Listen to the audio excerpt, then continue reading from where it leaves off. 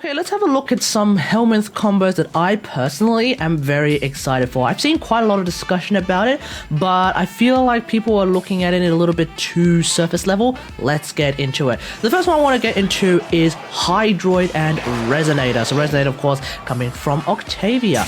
Using the Resonator and also the Conductor Augment, I think it's going to be really, really powerful for Hydroid, because what that could do is it can drive enemies into the puddle, assuming that's how it will work.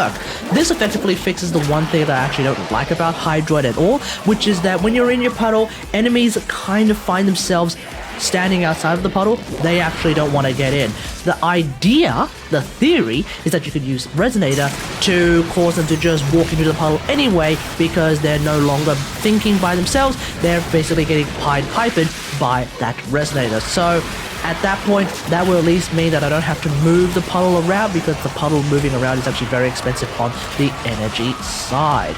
This will also replace Tidal Surge, because personally I don't particularly like Tidal Surge. I think it's actually quite useless, but that's going to be the ability that I'm going to replace, because the other abilities seem to be a lot more useful. Otherwise, Resonator is probably a really powerful crowd control ability for just about any WarFrame anyway, because it is effectively a radial hard stun that you can move around and that you can also control with Conductor. The next one I want to get into is Eclipse with Ember. So of course Eclipse is Mirage's ability that will be Helminth when you actually use Mirage on the Helminth. Now, this only works on the premise that setting yourself on fire via something like Immolation will equal staying in the light. If that doesn't work, then this entire combo just completely falls flat and we can just move the hell on. But if Immolation, i.e. putting yourself on fire, equals being in the light, then what this actually means is that Eclipse becomes a permanent extra damage increase. Now, on my current Ember build, here's the thing. I have 150% power strength on my Ember build, or 155% power strength, so that's a 300% damage increase the moment I use Immolation. So that could be super duper strong, having Immolation plus Eclipse active at the same time, because that is probably one of the strongest damage increases in the game. As such, I would probably replace my Fireball, because all the other abilities are super duper useful. It might be, ironically enough, a good time to bring Ember into something like an Eidolon hunt for that 300% damage increase on your weapons. So apparently DE is going to be nerfing the amount of damage that Eclipse will be giving, as well as the damage reduction. Now, on the damage reduction side, I'm hoping that the nerf only brings it down to, at most, 80%, we'll just have to say, because I think that's still reasonable. Whereas with the damage increase, the damage buff rather, I think there is a lot of leeway for this to go. They might actually take out a whopping 50%, i.e. take it from 200% to 150%, and even then I think that's still within reason, because that's still a pretty massive buff. Just keep in mind that this is a lot better than things like Smite Infusion and shit like that. Otherwise, Eclipse could be really, really powerful on just about everyone, because it is a damage increase on your weapons, and according to the wiki, this might actually be a dangerously powerful ability to use on Mesa. That's right, because apparently Total Eclipse, which is the augment, affects Peacemaker. Now, I'm getting this information from the wiki. I'll need to actually test this out fully, but if Total Eclipse affects Peacemaker, that implies that regular Eclipse, if you have it on Mesa, will also affect Peacemaker. Now, the big question is whether or not you can use Eclipse and Shooting Gallery at the same time. They're both damage buffing effects, and DE has stated that you can only use one damage buffing effect on any WarFrame at any given point in time. So we're just going to see what happens in that regard. But a lot of people have been saying to use Roar on Mesa. I don't think that's necessarily the case. The base damage buff on Roar is only 50%, whereas the base damage buff on Eclipse is 200%. So all you gotta do is just stand in a bright place, you easy mode schmuck. Damn. That's really strong. Let's have a look at now at the three abilities that I am really excited to test on Mag. And all of these abilities will of course be replacing pulls. So the first one is going to be Well of Life, and that's of course the ability coming from Trinity. So essentially this would be a super healing ability on the universal build. So right now the universal map build is still running with 155% power strength.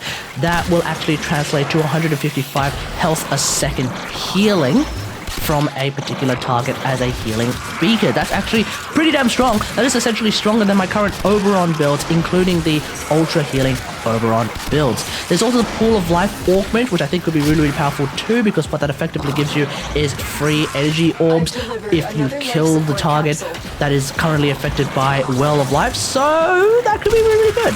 So this will probably replace Fracturing Crush as an augment on my build, because I do kind of still want to use both Magnetized Discharge and Counterpulse.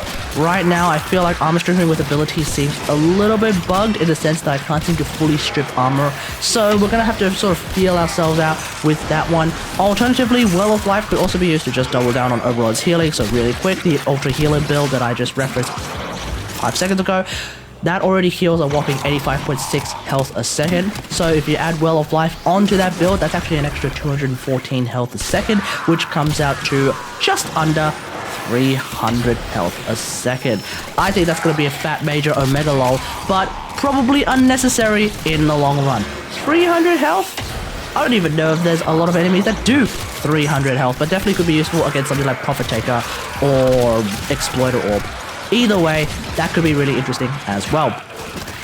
Next one is going to be Mag and Nourish, and this one's going to be really, really quick. It's the same idea as Well of Life, so having a pretty decent heal when I don't actually have any enemies nearby. That's probably going to be a little bit more useful than Well of Life. We'll just have to see. The query is on how much health this will actually heal, because right now the way Nourish works on Grendel is as soon as you have an enemy inside your belly, the amount of healing that you get from Nourish is based on the level of the enemy that you have inside your belly.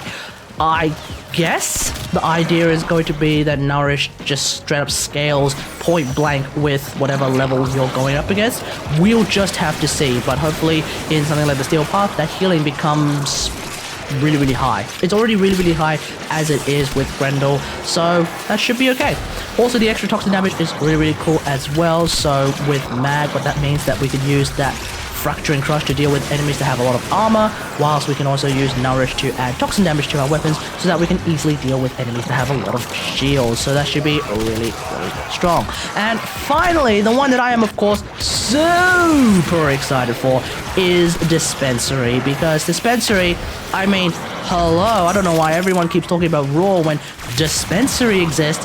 Free energy, free healing, I mean, this one's a slam dunk if you ask me. So obviously the Dispensary is not going to be as useful in some missions, specifically the missions where you involve blazing through the map. So we're talking about exterminates, we're talking about captures, we're talking about any other missions where you basically go from point A to point B really, really quickly. So rescues, etc., etc. But outside of that, okay, excavation missions, any and all endless missions, and there are also some normal missions that could be really, really useful as well. I think Dispensary is going to be really damn strong. So apparently D is also going to be nerfing the duration of Dispensary. Now we're going to have to see how much that is actually a nerf of, because right now the base duration for Dispensary is a whopping 25 seconds. That's actually pretty damn long. I reckon that if they were to nerf it down to something like 15 seconds, that is still pretty long. So hopefully they don't go any further than that. I think any lower and it just becomes a bit absurd. We'll just have to see how much the duration actually ends up being for a Helminth Dispensary. And that's pretty much it. Let me know what you think about all of this in the comments below. Are there any particularly out there combos that you are looking into to actually give a go with for the Helminth abilities? Let me know in the comments. I have been seeing a lot of this talk about Seeking Shuriken and Loki. I just want to nip that in the bud right now. I think that's absolutely hilariously pointless because Loki is still really, really bad in my opinion. Don't at me. But either way, there are probably some other ability combos that could be really hilarious. We'll just have to see. But otherwise, hope you guys enjoyed. If you like this video, hit that like button, subscribe for more WarFrame content, and until next time, I'll see you guys later. Thanks for watching. Bye.